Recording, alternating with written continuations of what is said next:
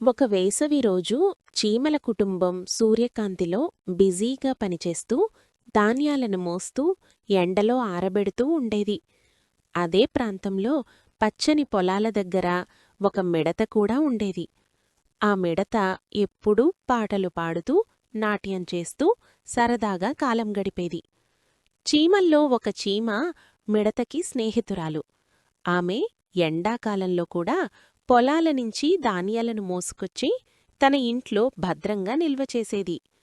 కష్టపడుతున్న చీమను చూసి మిడత ఎప్పుడూ ఎగతాళి చేసేది. ఇంత కష్టపడటం ఎందుకు? పని వదిలేసి నా వెంట పాటలు పాడు, నాట్యం చెయ్యి అని మిడత చీమను పిలిచేది. చీమ మాత్రం ఇప్పుడే కాదు, చలికాలం వస్తోంది, అప్పటికి సిద్ధంగా ఉండాలి అని చెప్పి తన పని కొనసాగించింది. చలికాలంలో బయటికి వెళ్లడం కష్టమవుతుందని భావించి చీమ వేసవంతా ఆహారం నిల్వ చేసుకుంది. ఒకసారి చీమ మిడతను కూడా చలికాలానికి ఆహారం దాచుకోమని సలహా ఇచ్చింది. మిడత నవ్వుతూ, ఇంకా చాలా సమయముంది, ఇప్పుడంతా బాగానే ఉంది అన్నాడు. కొద్ది రోజులకు కాలాలు మారాయి. తీవ్రమైన చలికాలం వచ్చింది. మిడతకి ఆహారమేమీ లేకుండా పోయింది. చలివల్ల కదల్లేకపోయాడు. చుట్టూ అంతా మంచుతో కప్పబడింది. అప్పుడు అతనికి తన స్నేహితురాలు చీమ గుర్తొచ్చింది. చీమ ఇంటికి వెళ్ళి తలుపు తట్టి, నాకు చలి, ఆకలి ఎక్కువగా ఉంది, దయచేసి లోపలికి అనుమతించు అని వేడుకున్నాడు.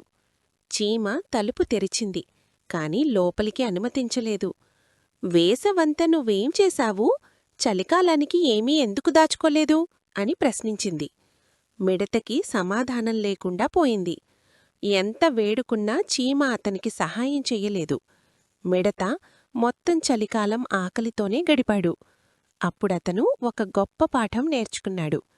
నీతి: కాలాన్ని వృధా చెయ్యకుండా ముందస్తు జాగ్రత్తగా కష్టపడితేనే భవిష్యత్తు సుఖంగా ఉంటుంది.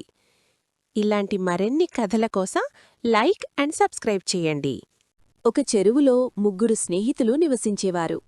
చేప పేరు శతబుద్ధి, అంటే 100 ప్రతిభలు ఉన్నవాడు.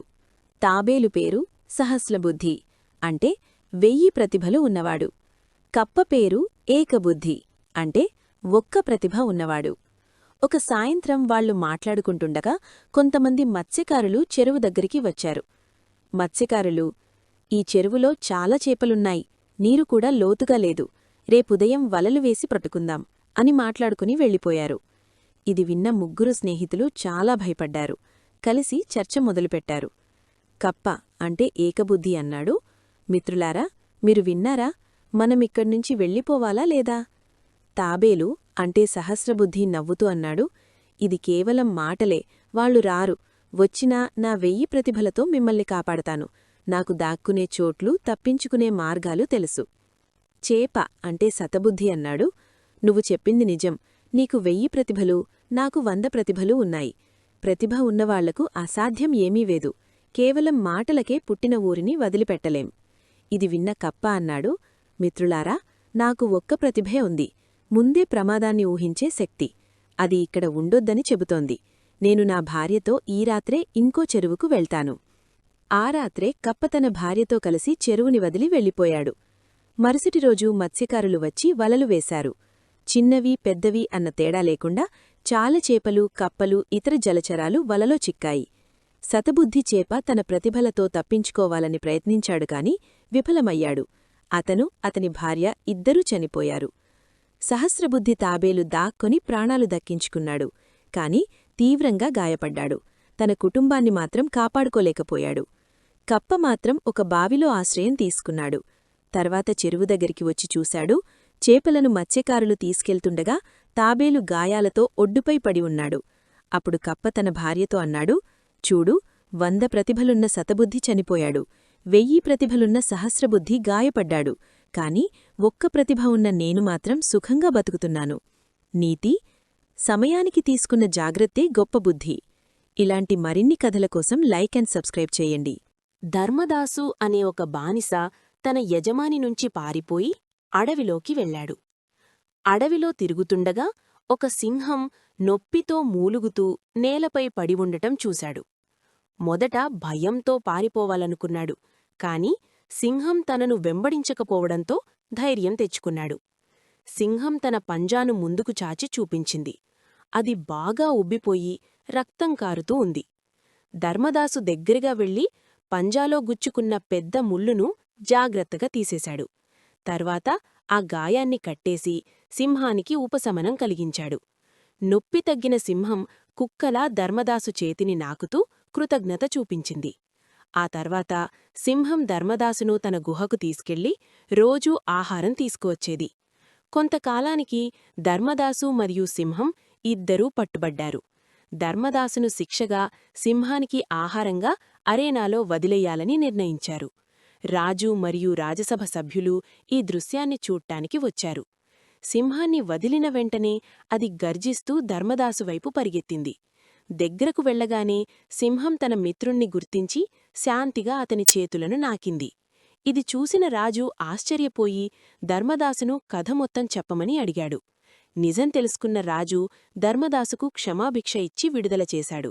సింహాన్ని కూడా దాని స్వస్థలమైన అడవిలోకి వదిలేశారు. నీతి: కృతజ్ఞత అంటే ఉపకారానికి ప్రతిఫలం, గొప్ప మనసుల లక్షణం. ఒకప్పుడు సువర్ణదత్తుడనే రాజు ఉండేవాడు. అతను చాలా లోభి. రోజూ తన సంపదను లెక్కపెడుతూ ఇంకా ఎక్కువ కావాలని ఆశపడేవాడు. ఒకరోజు ఒక దేవదూత వచ్చి, "నీ కోరిక ఏమిటి?" అని అడిగింది. రాజు, "నేను ప్రపంచంలోనే అత్యంత ధనవంతుడిగా మారాలి" అని చెప్పాడు. దేవదూత, "నీవు తాకిన ప్రతీదీ బంగారంగా మారుతుంది" అనే వరమిచ్చింది. రాజు ఆనందంతో తన మంచం, బట్టలు, ఆహారం, నీటిని తాకాడు. అన్నీ బంగారమయ్యాయి. కాని అతను తినలేక, తాగలేక చాలా బాధ కలిగింది. పొరపాటున తన కూతురిని తాకగా ఆమె కూడా బంగారు విగ్రహంగా మారిపోయింది. రాజు చాలా దుఃఖించి ఏడ్చాడు. తన తప్పు గ్రహించాడు. దేవదూతను వేడుకుని తన వరాన్ని తీసుకోవాలని ప్రార్థించాడు. దేవదూత మళ్లీ వచ్చి నదీజలాన్ని ప్రతిదానిపై చల్లమని చెప్పింది. రాజు అలా చేయగా అన్నీ మళ్లీ మామూలుగా మారాయి. రాజు జీవితంలో గొప్ప పాఠం నేర్చుకున్నాడు. నీతి: ఉన్నదానితో సంతృప్తిగా ఉండాలి. ఇలాంటి మరిన్ని కథల కోసం లైక్ అండ్ సబ్స్క్రైబ్ చేయండి.